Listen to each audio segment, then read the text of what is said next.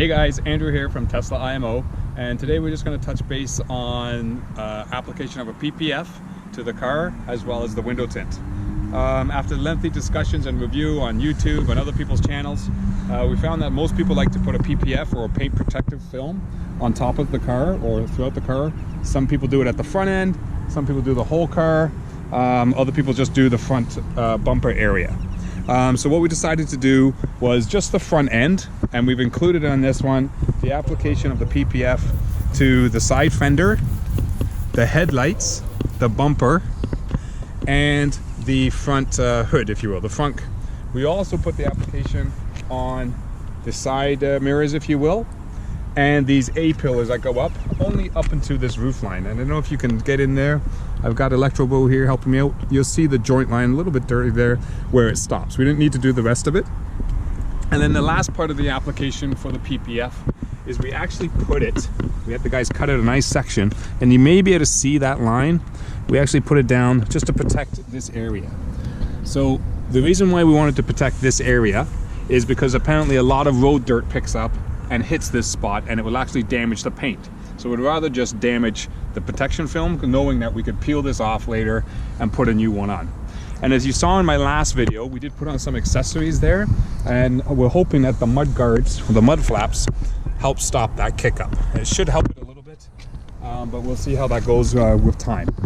We did wait about 2 weeks before we decided to put it on, and the reason for that is we understand, and we've been reading, that the paint application process at the Fremont factory where these Teslas are made, the metals are weighed, is not as perfect as it should be.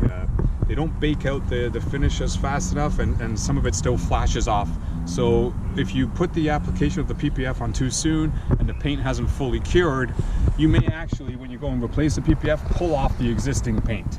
And so you don't want to do that. So you want to have your car out in the sun and making sure that it's okay. Some of the benefits to the PPF, why we did it, obviously it protects the paint. And you know, with my job, I do a lot of driving, you know, sometimes 1,500 to 2,000 kilometers a month.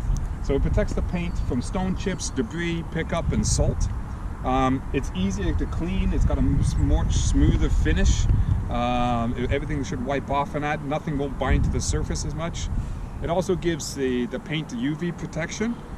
And the XBEL type of PPF, which we elected to go with, is actually self-healing. So if it starts to get some swirl marks from washing or some scratches on it, once the heat gets back on here from the sun, it'll actually heal up the PPF, so they say. Last thing is the shine. If you look onto the side, there's more of a shine on the PPF areas than there is on the original paint. And that's something that just makes the car look that much more beautiful. Second thing that we did, as you know, or as you may know, with the Model Ys, the rear windows are factory tinted, along with the roof and the trunk area. But the side windows for the driver and passenger area, they're not factory tinted. They come out with a clear glass. They are double pane, but they don't provide any UV protection from the sun or anything like that. So what we elected to do, as you can see, we did put the window tint on the front windows, both the driver and the passenger side, just so that it kind of matches out on the front and the back, and it just finishes off the car, makes it look more uniform from the outside. And so listen, some of the benefits of the window tint, you know, window tint's been around for a long time, just like PPF, but the window tint's probably been around much longer. Again, it provides UV protection. It keeps the car cool in the summertime and warm in the wintertime. It also protects, one of the big things that most people don't even think about is, you may or may not know that the front windshield has a laminated coating, like a plastic film coating put on it, that's clear. And what that does is, if you get in a front accident, if the window shatters, it doesn't smash into you, it just goes into little pieces, but it stays intact. The benefit of putting a window tint on, it also allows that if there is an unfortunate accident where a car hits the side of the car, this piece of glass won't smash.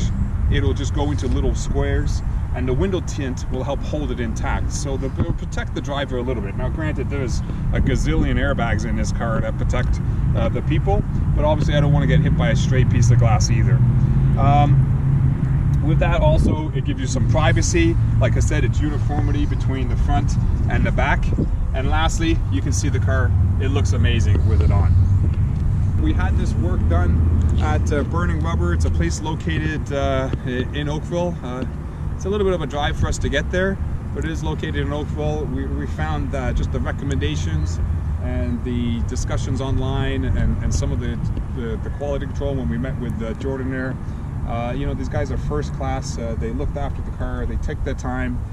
We initially thought this was going to be a one-day process. They actually had it for 2.5 days. So they're not rushing the system. They also wanted to keep the car overnight for a day, just to ensure that the PPF actually adhered well to the car itself. And that's something that we really appreciate. Other than that, listen, tell me what you guys think with regards to the application.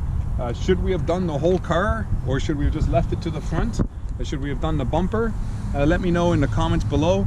And listen, you know, I see a lot of you guys coming on here. If you could like and subscribe, that would be awesome. And at the end of the day, have a nice day.